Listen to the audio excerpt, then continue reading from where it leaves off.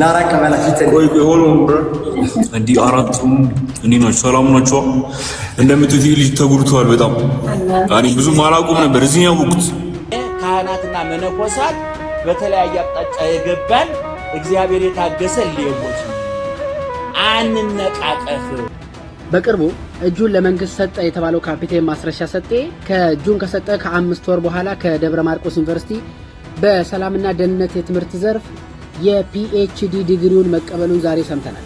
ምን ወዳቸው የድሮ የፕሮቴስታንት አማኞችን ፍንትው አድርገው አይቲ ሳክስ ወዳቸው አታገም የድሮቹ የሚረገጡት የሚተፋባቸው በሀገራቸው እንደ ሁለተኛ ዜጋ የሚቆጠሩት ጴንጤዎች ናቸው።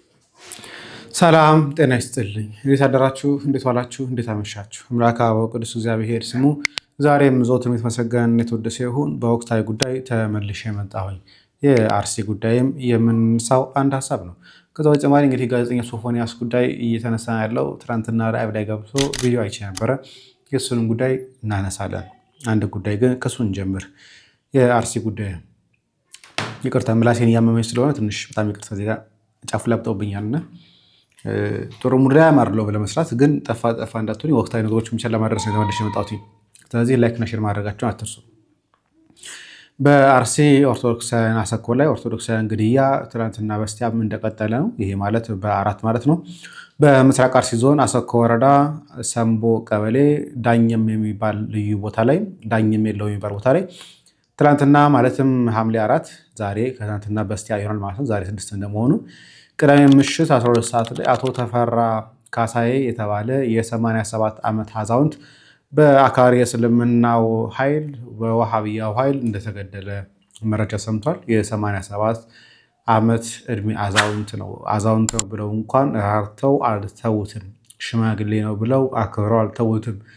ያ ሰው ብቻ ኦርቶዶክስ ስለሆነ በሃይማኖቱ ኦርቶዶክስ ስለሆነ በዘሩ አማራ ሊሆን ይችላል አላውቅም፣ ግን በሃይማኖቱ ግን ኦርቶዶክስ ስለሆነ ይህንን ሰው ገለውት ይህንን የ87 ዓመት አዛውንት ገለውት ሄደዋል።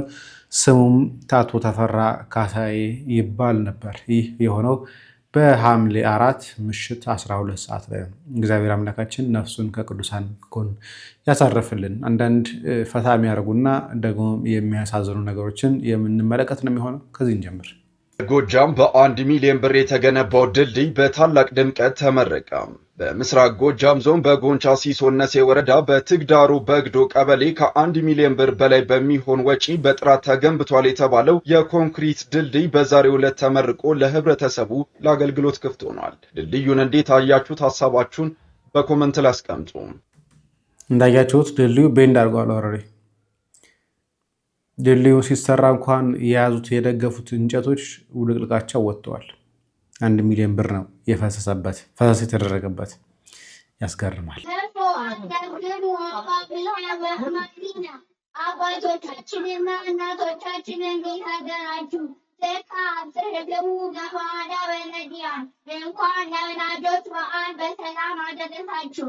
ናፋቄ ጉለክሩ በአስርቱ መራሕያን አነ እኔ ምነ እኛ አንተ አንቲ አንቺ አትሙ እናንተ ለወንዶች አንድን እናንተ ለሴቶች ወዱ እሱ ለሪ እርሷ ወይሆኑ እነሱ ለወንዶች ወይሆን እነሱ ለሴቶች እያታማጀኑን ሴቶችም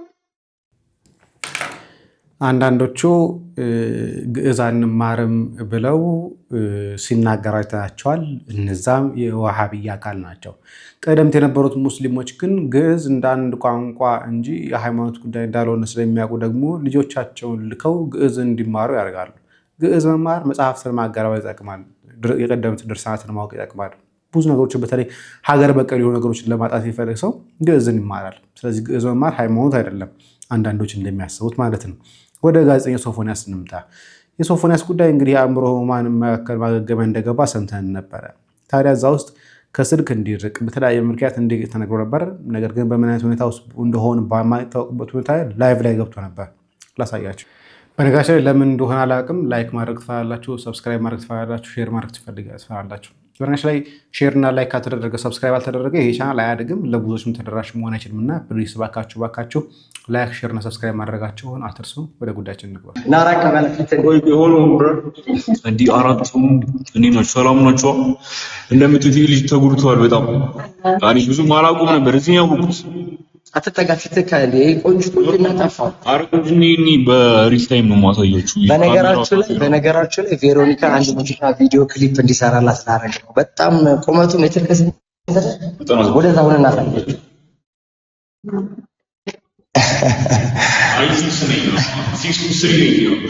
እና ይመቻችሁ። ሁሌ ፖዚቲቭ ቲንከሩ ኔጌቲቭ ነገር እንዳታስቡ። በቃ ይሄን ነው የምላችሁ። ልክ ነው። ናፋሲል ይባላል የካኮተቤ እሱስ ማገገም ያሮ ቢታጣች ደግሞ ፓስተር ነው ሮስቶክስ ሊናሽ ራስ ወለድ ያብሩ ሰላም ፓስተር ሰባኪ አረ አይደለም። አንድ እግዚአብሔር ትፍረድ ይፈረድብሃል፣ አትፍረድ ይፈረድብሃል። ዋጓለ በቃ ዘር እሺ። በጣም ብዙ ነው እየገባ ያለው 600 ሰው ላይቭ አለ። 1000 ካልገባ ዛሬ ጉድ ነው። በጣም ብዙ ሰው ሪኩዌስት እየላከ ነው፣ ግን መቀበል አልችልም ምንም ማለት ስለማልችል፣ ግን ስክሪን ሪከርድ ማድረግ ትችላላችሁ። በስመ 600 አለ 700 እየገሰገሰ ነው በእውነት። 1K 2-3K ካልገባማ ሞተ ነው። 4K ካልገባ እናንተ ሰው እንዳታስገቡብኝ እሺ፣ ይረቡሽናል። ጥያቄ አላችሁ? ጥያቄ ቶሎ በሉ። ያንተን ሀሳብ ማዳመጥ ብቻ ነው። እኔ መጣችሁ ሰው ጠይቁኝ ነው። ሰው ናፈቀኝ ማርያምን ሰው ናፈቀኝ። በቃ ለምን እንደሆነ አላውቅም። ሰው በጣም ናፈቀኝ። ናፍቆት ናፈቀች። ሰይፉ ፋንታውን ናፈቀኝ። ይምጡና በቃ ይጠይቁኝ። ምንድነው ይሄን ያህል ማለት? ሁሉም እኮ በየቤቱ እኮ የሚሰራው ኃጢአት አለ እኮ። ምንድነው እኔ የኔ ኃጢአት የተለየ ነው? ስንት አርቲስት አናውቅም እንዴ? እንደኔ የሆነ ስንት አርቲስት ላውጣ እንዴ? ስማቸው ልናገር እንዴ? አንተዋወቅም እንዴ? ተው እንጂ። ስንት ሚኒስትር አለ፣ ስንት ባለሀብት አለ እንዴ? ተው እንጂ ልትዋወቃለን። ዛሬ ፈራጅ ሆንኩላ። ተው አትፍረድ፣ ይፈረድብሃል። ተው የምጽአት ቀን እየደረሰ ነው። እኔስ እግዚአብሔር ይመስገን ስጋው ደግሞ ተቀብያለሁ እና ይቅርታ ብቻ አድርጉልኝ። የተፈቀደልኝ ሰዓት እያለቀ ነው። 801,000 ምንድነው እኔ እስቲ በዚህ ላይ ትንሽ ሐሳብ ተጠቅበታልን። ግን የዚህ ወንድማችን የሚለውን ነገር እንነሳ አለ በተለየ ነው። ስንት አርቲስት አናውቅም እንዴ? እንደኔ የሆነ ስንት አርቲስት ላውጣን ይስማችሁ ልናገር እንዴ? አንተዋወቅም እንዴ? ተው እንጂ። ስንት ሚኒስትር አለ፣ ስንት ባለሀብት አለ። እዚህ ቪዲዮ ላይ ምንም አይነት ሐሳብ ባልሰጥ ይሻላል ብዬ አስቤ እንደገና የሆነ ነገር ስለከነከነኝና ነገር ማለት ስላለብኝ ብቻ ነው የመጣሁት። ምክንያቱም ያው ነገሩን ከማባባስ ይልቅ ማዳፈኑ የተሻለ ነው፣ ማስታወቂያ መስራት ተገቢ አይደለም ብዬ ነው። ኦልሬዲ ግን ቫይራል ሆኗል ቪዲዮ፣ ብዙ ሰው እየተመለከተው ነው። እዚህ ላይ ምን ታየኝ መሰላችሁ? ምናልባት ይሄ ሰው ፑሽ ተደርጎ በደንብ ቢሆን ኖሮ ትናንት የሆነ ስሞችን ሜንሽን ማድረጉ ማጋለጡ አይቀርም ነበር ብዬ አስባለሁ። እሱ መሆኑ ትክክለኛ ሆኖ እስከተገኘ ድረስ ባልከፋ ነበረ። ምክንያቱም ሁሌ እንቃወማለን፣ ሁሌ ይሄ ነገር ይቁም ምናምን ከሚል ባለፈ አንድ ስቴፕ የምንሄድበትንና ማህበረሰቡ መንግስት የሚሆን ነገር ማድረግ ያለበትን ነገር እንዲያርግና እውቅና እንዲፈጠር መሆኑ ራሱ ትልቅ ነገር ስለሆነ ማለት ነው። ግን ምናልባት ይሄ ሰው በጤና ችግር ሊሆን ይችላል፣ በተለያየ አጋጣሚ በሰው ምክር ሊሆን ይችላል። ድንገት የሚያነሳቸው ሰዎች ጉዳዩ ውስጥ የሌሉበትና በስተት ስማቸው የተነሳ ከሆነ የሚፈጠረው ዳሜጅ እናውቀዋለን። ስለዚህ መንግስትም ይሁን በዘርፉ ያሉ ባለሙያዎች ልጁ ጤነኛ ሆኖ በደንብ ተስተካክሎ በጉዳዩ ላይ በደንብ ሀሳብ ሰጥቶና የተደራጀ ነገር ተይዞ መጠየቅ ያለባቸው ሰዎች በህጋዊ መንገድ እስኪጠየቁ ድረስ እንደዚህ አይነት ነገሮች ድንገት እንዳይወጡ ከቪዲዮ ቢርቅ፣ እንደዚህ አይነት ነገሮች ላይ ቢከለከል ጥሩ ነው ብዬ አስባለሁ። የሚያመጣው ዳሜጅ ከባድ ስለሆነ ማለት ነው። ምናልባት በዚህ ጉዳይ ውስጥ የተጠቀሱ ሰዎች ስማቸው የእውነት ካልተገኘና በጉዳዩ ላይ ተሳታፊ ካልሆኑ፣ ስለዚህ እንደዚህ አይነት ነገሮች እንዳይፈጠሩ የሚመለከተው አካል በደንብ ጥንቃቄ እንዲያደርግ ሁላችሁም ይህን ሀሳብ ለሚመለከተው አካል ብታደርሱ ደስ ይለኛል። እኔ ቢናገር እንኳን የሚያውቀውን ነው የሚናገረው ብዬ ነው የማስበው። የማያውቀውን ፈጥሮ ሊናገር አይችልም። የመጀመሪያውን ነገር እሱ ነው። ሚኒስትሮች አሉበት እና ታዋቂ ሰዎች አሉበት፣ ባለሀብቶች ስላሉበት ምርመራ እንዲጀምር ነው። ምን ቃለ መጠየቅ እንዲደረግላቸው ፖሊስ ጣቢያ እንዲገቡ ነው ወይ ነው? ሚኒስተሮች በሚኒስተር ደረጃ እንዳለ እኮ ከዚህ በፊትም ብዙዎች ሲናገሩ ነበር። ግን ማን ምን ያመጣል? ሀገሪቷ አሁን ላይ ያለው መንግስት እኮ ለእንደዚህ አይነት ነገሮች ክፍት የሆነ ነው፣ የሚቃወም አይነት መንግስት አይደለም ያለን። ስለዚህ ክፍት ነው፣ ማንም ሰው ገብቶ ሊወጣበት የሚችልበት ስርዓት ነው ያለን። ግብረ ሰዶማዊን ይቃወማል ብሎ ማሰብም ተገቢ ነው ብዬ አላስብም። እንደማይሆን ስለምናውቀው ወይ ነው ምን ሊፈጠር እንደሚችል እናውቀዋለን። እና እዚህ ላይ ያዙልኝ። ሌላውም ተሳውሱ ከሆነ ማስረሻ ሰጤ ፒኤችዲ እንዳገኘ እየሰማን ያለ ነው። በቅርቡ እጁን ለመንግስት ሰጠ የተባለው ካፒቴን ማስረሻ ሰጤ ከእጁን ከሰጠ ከ5 ወር በኋላ ከደብረ ማርቆስ ዩኒቨርሲቲ በሰላምና ደህንነት የትምህርት ዘርፍ የፒኤችዲ ዲግሪውን መቀበሉን ዛሬ ሰምተናል። ልትገረም ትችላለህ። ፍልፍሉ ማይቀልዳቸውን ቀልዶች ከትምህርት ሚኒስቴር እየሰማን ስለከረምን ብዙ ቀልድ አይገርምንም። ነገር ግን የተመረቀበት የትምህርት ዘርፍ በሰላምና ደህንነት መሆኑ በጣም ያስገርማል።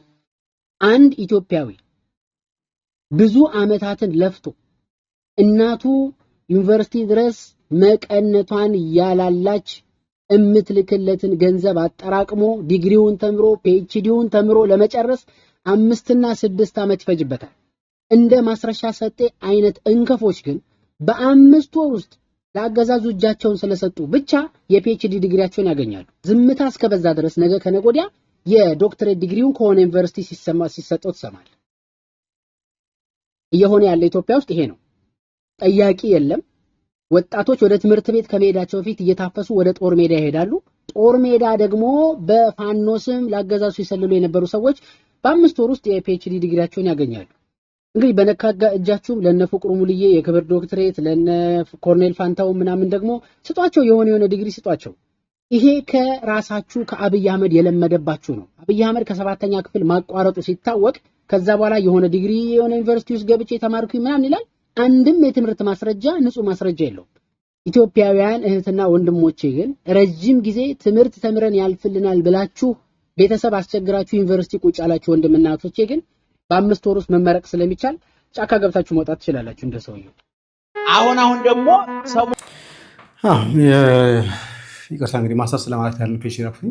በእርግጥ ማስተርስ እንዲሁም ዝም ብሎም ይገኛል እና ይጩፋም ሲያገኙት ነበረ። ደግሞ ፒኤችዲም ዶክተር አብይ አግኝተውታል። ዶክተር ኮልድ ዶክተር ስለዚህ ማንም ሲያገኘዋል።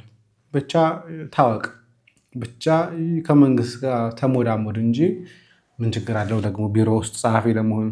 አሁን ደግሞ ሰሞኑን እየሰማሁ ነበር ከከተማው መነኮሳቱ ይውጡ፣ መነኮሳቱ ደግሞ እኛንን ዋኖቹ እያለ እግዚአብሔር ታግሶ ተስማምታችሁ ብሉ ቢለን እኔ ካህናትና መነኮሳት በተለያየ አቅጣጫ የገባን እግዚአብሔር የታገሰ ሌቦች አንነቃቀፍ።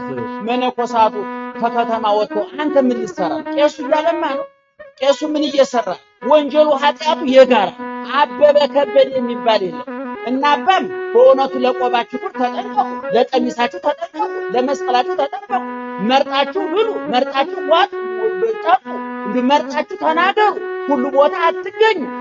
ተሸሽጎ መብላት አጥሮባት እኮ ይባላል። እውነቱን እኔ ካህናቱን እንደገና ደግሞ እኔ እውነቱን ለመናገር እንደ ምንኩስና ወንጌል ለማገልገል የተመረጠ ነገር ይሄ መቼም አንዳንድ ሰው ችግሩ ምን መሰላችሁ?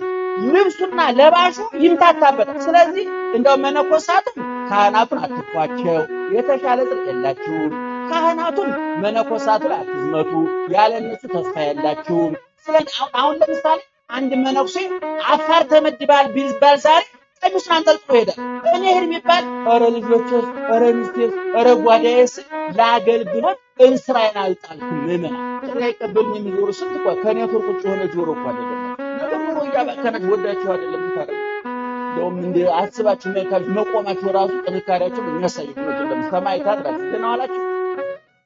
ዛሬ ታውቃላችሁ የየሀገሩ ጠቅላይ ሚኒስትሮችና ፕሬዝዳንቶች ምክትል ናቸው። የዓለሙ ዋናው ፕሬዝዳንት ትራምፕ ናቸው። መቼም ይሄን እንኳን የአፍሪካ መሪዎች የአውሮፓ የሚመክሩ አይመስለኝም። መችለም ሌላው ምክትል ዋናው ፕሬዝዳንት የአሜሪካ የሀገሪቱ ጥበት ጭንቅላታችን ጭምር አጠበበውና የተባረከውን አየር አቆሸሽ ነው። እኔ ከዚህ በፊት ተናግሬያለሁ። የአፍሪካ መሪዎች ስለ አየር ጠባይ ስብሰባ ያደረጉት የዛሬ 15 ዓመት አቶ መለስ ነበሩ። አይ እንደው ስለ አየር ጠባይ መወያየታቸውን ትሉ ስለ ራሳቸው ጠባይ ቢወያዩ እውነቴን ነው የምላቸው። ምክንያቱም አፍሪካ የአየር ጠባይ ያስቸግራል። ምክንያቱም ፋብሪካ አልሰራም። እኛ ሀገር የትኛው ፋብሪካ ነው አየር የሚበክለው? ዛሬ ቱርክ የሚባለው ሀገር በጠቅላላ በየአውራጃ ወንጌል ተሰብኮበት ነበር። ክርስቲያኖች ነበሩ። እነ ቅዱስ ጳውሎስ ጫካውን መንጥረው የጣዖቱን ጫካ መንጥረው ወንጌል ዘርተውበት ነበር። ዛሬ ምዕመናን እኛ ጫካ መንጠር አልቻልንም። ሐዋርያት በጅራፍ የመሰረቱትን ሃይማኖት በድራፍ ታፈረስን። ሐዋርያት ተጠብሰው የመሰረቱትን ሃይማኖት እኛ ጥብስ እየበላን መምራት አቃተን። ሐዋርያት ተዘልዝለው ያቆዩትን ሃይማኖት እኛ ዝልዝል ቁልጥ እየበላን መምራት አቃተን። ምዕመናን ክርስትና ከንጹህ ቤተ መንግስት ይልቅ ቆሻሻ በረት ይስማማዋል። ከተሽከርካሪ ወንበር ይልቅ ሸካራ መስቀል ይስማማዋል። ከውስኪና ከድራፍት ይልቅ ኮምጣጤና ሐሞት ያጸነዋል። ከብራስሌትና ከቀለበት ይልቅ ችንካር ያጸነዋል። ከድራፍት ይልቅ ጅራፍ ያጸነዋል። ወገኖቻችን ለዚህ ነው ዛሬ ክርስትናውን ያለ ጠባዩ ከሸካራ መስቀል አውርደን ወደ ተሽከርካሪ ወንበር አመጣን። ከቆሻሻ በረት አውጥተን ወደ ንጹህ ምንጣፍ አመጣን። ምንጣፉ መንጻቱ አይደለም ወንጀሉ፣ ወንበሩ መሽከርከሩ አይደለም ወንጀሉ። የጸዳ አይምሮ ጠፋ። ለቢሮ የሚመጥን ለምንጣፉ የሚመጥን ለወንበሩ የሚመጥን ወንበሩ ላይ ለባለስልጣኑ ወንበሩ የተቀመጠበት እስፓናቱ ሆነ እንደመጥፎ ብሎን ተሽከረከረበት አልመጥረው አለ ማለት። በነገራችን ላይ የመጋቢ ሐዲስ እሸቱን ንግግር በጣም ኮምፕሊትሊ በጣም ሮንግ በነገራችን ላይ በጣም ከሚባለው በላይ ይሄን ትናንትና ይመስለኛል ጳውሎስ ጴጥሮስ ላይ ንግስ በዓል ላይ ያስተማሩት በጣም ስህተት ነው ከሚባለው በላይ እየተነሳ ያለው ሐሳብ መምህራን ጉዳይ አይደለም፣ የቀሳውስት ጉዳይ አይደለም። ነገር ግን የመነኮሳት ማረፊያቸው መቀመጫቸው ምንኩስና ያገኙበት እዛው በገዳማቸው ይኖሩ የሚል ነው ያለው። የስብከትን ጉዳይ ከተነሳ ሰባኪያን ድርሻ አላቸው። ኢትዮጵያ ውስጥ ከመነኮሳት በላይ ሰባኪያን አሉ። እነሱ ዞሮ ሊያስተምሩ ግዴታቸው ነው። ኃላፊነት ሰጣቸው እሱ ነው። ሁሮ ማህበሩ ነው የተባሉ ሄዱ እና አስተምሩ፣ ዞራቸው ዓለምን አስተምሩ ነው የተባሉ። ስለዚህ አገልግሎታቸው ድርሻቸው እሱ ነው። ቀሳውስትም ቢሆን ግዴታ አለባቸው። ይሰጣው የካህናት ጉዳይ አይደለም። ሁለተኛ ደግሞ ካህናቱን ጉዳይ እያነሳ ያለ ነው። አብዛኞቹ አፋር ይልቅና ሶማሌ ክልል አይደለም ያሉት፣ አብዛኞቹ ያሉት አዲስ አበባ ላይ ያሉት፣ አብዛኞቹ ያሉት ብር ያለበት ቦታ ላይ ያሉት። ስለዚህ ችግር የተፈጠረ ያለው እሱ ነው። መነኮሳት ወደ ምንኩስና ወደ በዓታቸው ወደ ገዳማቸው ይመለሱ እየተባለ ያለው እሱ ነው። ነገር ግን የሰባኪያንን ስንፍና ለመነኮሳት ማቀበል ተገቢ አይደለም። ሰባኪያን ናቸው ሄደው የተለያየ ቦታ ላይ ዞረው ማገልገል ያለባቸው ግዴታ ሰባኪያን ናቸው። ሁሮ በመሐሩ ሰው የተሰጣቸው ለነሱ ነው። መነኮሳት ግን በበዓታቸው ሆነው በገዳማቸው ሆነው እንዲጋደሉ ነው የተሰጣቸው ድርሻ። ደግሞ በስንተኛ ባለፈው ሶስተኛው የሆነ ጉባኤ ላይ እዚህኛው ቤተሰብ ላይ የተወሰነ ውሳኔ ነበር። እንደውም ማምጣት ካለብኝ ዶክመንቱን ማምጣት እችላለሁ። እዛ ላይ ተወሰናል። ከመነኮሳችሁበት ገዳም አትውጡ ተብሎ በቅዱስ ሲኖዶስ ደረጃ ተወስኗል፣ ኢትዮጵያ ውስጥ ማለት ነው። አሁን ችግር ያለው እሱ ነው።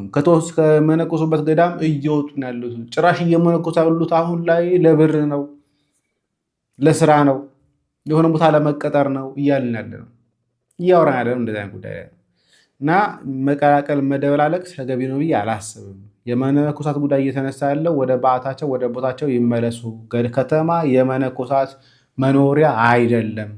መንኩሶ በከተማ መኖር ተገቢነት የለውም። ቤተክርስቲያንም እንዲህ አታዝም፣ ትምህርቷም አይደለም ነው እየተባለ ያለው እንጂ የመነኮሳትና የቀሳውስት ጉዳይ መሆኑ አይደለም። ሀሳቡም እንደዛ አይደለም መነሻው ራሱ።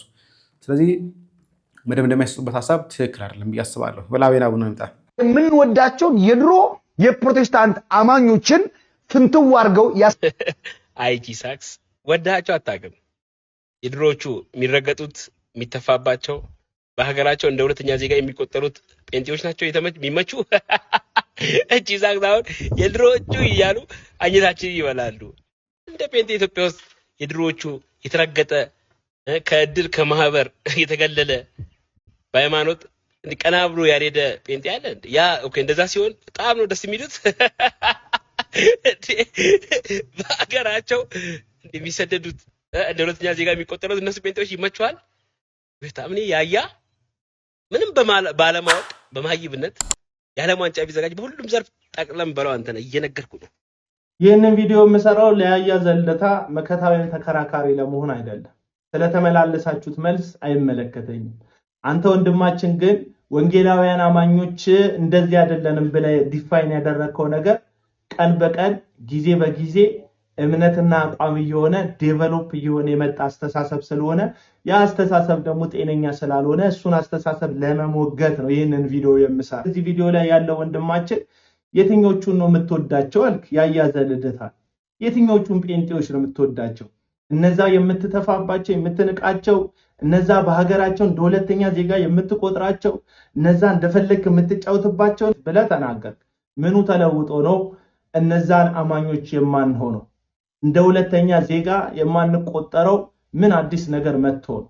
እዚህ ዘመን ያለችው የወንጌላውያን አብያተ ክርስቲያናት የማይሆን ያላቻ ጋብቻ ከፖለቲካ ጋር ስለተጋባች ነው ወይስ የኛን አይነት ተመሳሳይ እምነት ያላቸው ሰዎች በስልጣን ወንበር ላይ ስለተቀመጡ ነው ያ ጥንት የሚገፋ የነበረው ፕሮቴስታንት አሁን የማይገፋ የሚሆነው? እሱን እንድትነግረኝ ይህንን ጥያቄ አስቀምጥልሃለሁ። ነገር ግን መጽሐፍ ቅዱስ የሚለውን አንድ ሐሳብ ነግሬክ ይህንን ሐሳብ ልደምድም። ሐዋርያቱ ወይም የኢየሱስ ክርስቶስ ደቀ መዛሙርት የነበሩት እነ እስጢፋኖስ ባደጉበት በኖሩበት ምድር ላይ ስለ ክርስቶስ ኢየሱስ ወንጌል በድንጋይ ተወግረው በዛው በምድራቸው ላይ ሞተዋል። የዛን ዘመን ነፃነት ስለነበር ስላልነበረ ብለህ የምትሞግትበት ምንም አይነት እውነት የለም። ምክንያቱም የሃይማኖቱ ጀማሪና መስራች የሆነው ኢየሱስ ክርስቶስ ራሱ ቃል ከማርያም ስጋን በተካፈለበት ሰው ሆኖ በተወለደበት ባደገበት በዛ ምድር በሐሰት ተከሷል፣ በሸንጎ ፊት ተዋርዷል፣ በጅራፍ ተገርፏል፣ መስቀል ተሸክሞ ተንከራቷል፣ ልብሱን አውልቀው ዕጣ ተጣጥለውበታል፣ በችንካር መስቀል ላይ ሰቅለውታል፣ ያለ አግባብ የግፍ ሞትን በመስቀል ላይ ገለውታል። እሱ ግን የነገስታት ንጉስ የጌቶች ጌታ የኃያላን ሁሉ ኃያል ስለሆነ ሞትን ጣር ሞጊያ ወቅቶ አሸንፎ ድል ነስቶ በሶስተኛው ቀን ከሙታን መካከል ተነስቷል። ይህ የትንሣኤ ጌታ የሆነው ኢየሱስ ክርስቶስ ለሐዋርያቱና ለደቀ መዛሙርቱ ዓለም እኔን አልተቀበለችም፣ እናንተን አይቀበሏችሁም፣ ዓለም እኔን ጠልታኛለች፣ እናንተን ደግሞ ይጠሏቸዋል፣ በሸንጎ ፊት በሐሰት ይመሰክሩባቸዋል፣ ይገርፏቸዋል፣ ያሳድዷቸዋል፣ ደግሞ ይገሏቸዋል ብሎናል። ዓለም አልተለወጠም። ባህሪው በኢየሱስ ክርስቶስ ዘመን እንደነበረው ጨለማው ክፉ ነው፣ አመፀኛ ነው፣ ነውረኛ ነው። ቀየረው ምንም አይነት አቋም የለም እኛ ካልተቀየርን በስተቀር። በዚህ ዘመን ላይ ያለን ወንጌላውያን አማኞች ቤተክርስቲያንን ከፖለቲካ ጋር ካላጋባናት በስተቀር ዓለም አልተለወጠችም። ማንም በስልጣን ላይ ሊቀመጥ ይችላል፣ ማንም በስልጣን ላይ ላይቀመጥ ይችላል። ዓለም አልተለወጠችም። በዚህ ዓለም ያለውን ነገር ተስፋ እንድናደርግም መጽሐፍ ቅዱስ አያስተምረን። ሐዋርያው ቅዱስ ጳውሎስ በፊልጵስዩስ መጽሐፍ ምዕራፍ 3 ላይ እኛ ግን ሀገራችን በሰማይ ነው ይላል። አዎ በስጋ የተወለድንበት ምድራችን ኢትዮጵያ የኛም የሌሎቹ ምድር ናት፣ ልክ ነው። ነገር ግን እውነተኛ ሀገራችን ተስፋ የምናደርገው መንግስት ያለው ከሰማይ እንጂ ከምድር አይደለም። ለዚህ ነው በጸሎታችን አባታችን ሆይ ስንል መንግስትህ ትምጣ ብለን የምንጸልየው። ለምን? የእግዚአብሔር ልጅ የኢየሱስ ክርስቶስ መንግስት መጥቶ በሙላት ይህንን ምድር ሲገዛ ሙሽራው ኢየሱስ ክርስቶስ ሙሽሪትን ቤተክርስቲያንን ወደ ራሱ ሲወስዳት ነው መከራና ከእንግልት እንዲሁም ከስደት ቤተክርስቲያን የምታርፈው። ጌታዋ መድኃኒቷ ኢየሱስ ክርስቶስ ሙሽራው መጥቶ ሲወስዳት መንግስቱን ሲያጸና እንጂ አሁን ላይ ያለ የትኛውም ስርዓት ሲቀየርና ሳይቀየር አይደለም። ስለዚህ ወዳጆች፣ በተለይ ወንጌላውያን አማኞች የክርስቶስ ኢየሱስ እውነተኛን ተስፋ አድርጋችሁ የምትጠብቁ ወዳጆች ምድርን መንግስት ተስፋ እንዳታደርጉ። ቤተክርስቲያን ንጽህነቷ ቅድስትነቷ ለጌታዋ ለመድኃኒቷ ለኢየሱስ ክርስቶስ እንጂ ለሌላው አትስጡ። ከዓለም ጋር አትምሰሉ። ከዚህ ከሚጠፋው ከንቱ ዓለም ጋር አትመሳሰሉ። ጥንት የነበሩት አባቶቻችን መገፋታቸው ልክ ነው። ለምን? ኢየሱስ ክርስቶስ እኔን ዓለም ጠልታኛለች እናንተን ይጠሏቸዋል ስለሚል። ጥንት የነበሩት አባቶቻችን መናቃቸው ልክ ነው።